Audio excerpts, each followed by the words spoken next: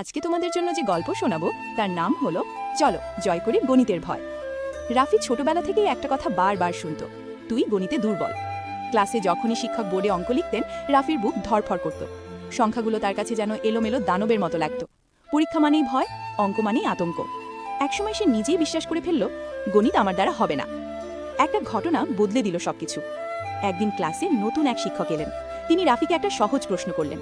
রাফি মাথা নিচু করে চুপ করে রইল। শিক্ষক হেসে বললেন, ভয় পেলে অঙ্ক আরও কঠিন লাগবে, ভুল করলে সমস্যা নেই, চেষ্টা না করাটাই আসল ভুল। এই কথাটা রাফির মনে গেঁথে গেল। ছোট ছোট পদক্ষেপ। সেদিন থেকে রাফি নতুনভাবে শুরু করল।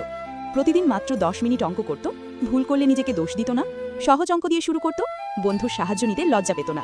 প্রথমে খুব ধীরে এগোচ্ছিল, কিন্তু সে থামেনি। কয়েক সপ্তাহ পর রাফি লক্ষ্য করল, আগের মতো ভয় লাগছে না, কিছু অঙ্ক নিজে নিজেই করতে পারছে, ক্লাসে হাত তুলতে শুরু করেছে। একদিন হঠাৎ সে বুঝতে পারল সে আসলে গণিতকে ভয় পেত, কিন্তু গণিত তাকে ভয় পেত না। এরপর আসলো সাফল্যের দিন। বার্ষিক পরীক্ষায় রাফি গণিতে পেল তার জীবনের সর্বোচ্চ নম্বর। সে প্রথম হয়নি, কিন্তু তার জন্য সেটাই ছিল সবচেয়ে বড় জয়, কারণ সে জয় করেছিল নিজের ভয়কে। এই গল্প থেকে আমরা যে শিক্ষা পেলাম তা হলো, ভয়টা আসলে আমাদের মাথার ভেতরেই থাকে।